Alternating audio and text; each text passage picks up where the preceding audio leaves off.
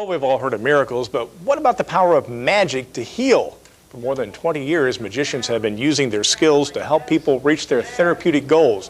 They teach the tricks of their trade to rehabilitate a wide variety of disabilities, such as stroke and mental illness. Today, musician Kevin Spencer introduced this technique to area therapists at Marshfield Clinic and St. Joseph's Hospital. So now we're like this. It's amazingly rewarding. As a magician, I mean, this is what I do. To be able to use something that I do as an entertainment art form that actually has an impact on the quality of somebody's life is something that I don't think you can put into words. The Spencers have committed their lives to magic, whether it's on the stage or off. When they're not performing, they can be found spreading the word about the therapeutic benefits of learning magic for persons with a variety of disabilities. In 1984, the Spencers founded the Healing of Magic, a program that takes them to hospitals and rehabilitation facilities to teach simple magic tricks to victims of stroke, spinal cord and head injuries, mental illness, chronic pain, severe burns, learning disabilities, substance abuse, Alzheimer's disease, and numerous other diagnoses. Having worked with Julie DeJean and David Copperfield in the Project Magic program in the early 80s, Kevin and Cindy were encouraged to develop and implement their own program as the opportunities to expand into other areas of healthcare presented themselves. Although the Spencers don't lay claim to originating the idea, they have greatly expanded the concept of magic therapy, in part by writing the most comprehensive guide to beginning and maintaining a magic therapy program available to healthcare professionals and educators.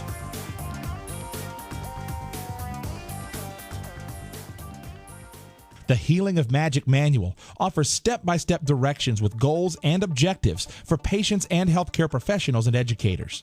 The program has an international reputation and is currently being used by some of the most prestigious rehabilitation centers in the world. The Healing of Magic has been featured in numerous publications, including the Journal of the American Medical Association, the Washington Post, the New York Times, and Health Magazine. And the concepts of the program have been approved by the American Occupational Therapy Association. For their endeavors, the Spencers joined an elite list of honorees when they received the Harry Chapin Award for contributions to humanity, a recognition they share with Willie Nelson for his work with Farm Aid, and Rosalind and Jimmy Carter for their efforts with Habitat for Humanity.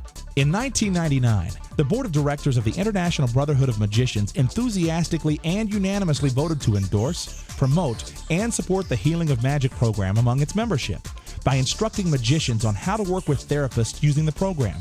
The Spencers have been able to expand the Healing of Magic to hospitals and rehabilitation centers around the world through the cooperation and assistance of magicians who are willing to volunteer their time and talents. This partnership has helped to expand the program throughout the United States and to more than 30 countries.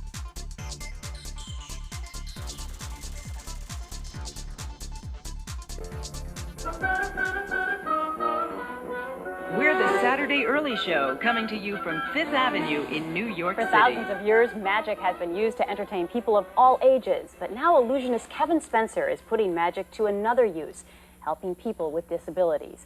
He's here to show us how his program, The Healing of Magic, is helping patients around the world, and he says even making some of their ailments disappear. Good morning to you, Kevin. Good morning. That newspaper trick you did a little bit earlier, Russ and I are still trying to figure that one out. Reality or illusion? Now, this wonderful program that you do, The Healing of Magic, tell me a little bit about it.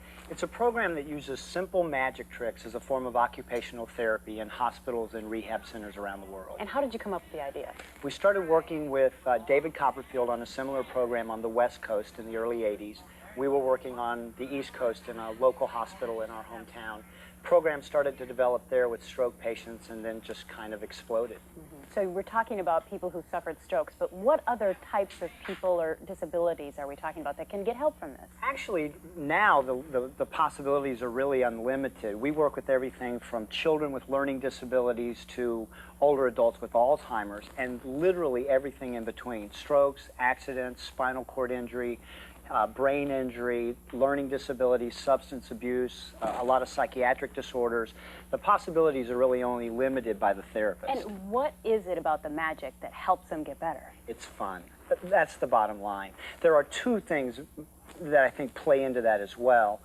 For somebody who's been labeled disabled or handicapped by our society, to give them the ability to do something that the normal able-bodied person can't do. a magic trick is a tremendous boost to their self-esteem and self-worth. That motivates them more quickly to learn other magic tricks. And each of the tricks that we teach them in the program have very specific therapeutic goals to build back flexion and extension of the fingers, or pinch, or picking things up. So there's a benefit. So they're doing their therapy, but they don't really know They don't really know they're That's doing their therapy. right. Okay, let's get to the magic, because Sure. you claim you're going to teach me a trick. Right, now if you grab the two upper corners and just pull, the rubber bands jump and they link together on top. This is cool. Now, how has the medical community taken to your whole magic therapy? It's good, very well. The American Occupational Therapy Association has endorsed the concepts, approved the concepts of the program. The program's been featured in the American Journal of the American Medical Association, and right now we're in about a little over 2,000 hospitals and rehab centers in more than 30 countries around the world. Kevin Spencer, great to have you. Good luck on your upcoming tour. Thank you very much. For the Spencers, finding new ways to put smiles on people's faces using magic has been an exciting adventure. Oh, I love it. It breaks the monotony of us sweating and working out. You just come in here and have fun, relax, and learn. Watching other magicians experience the phenomenal impact magic can have on a recovering patient's life is extremely gratifying. Magic wands don't always belong with black hats and rabbits. Sometimes they belong in hospitals where frail hands learn tricks. And the magic, the real magic, is in the healing.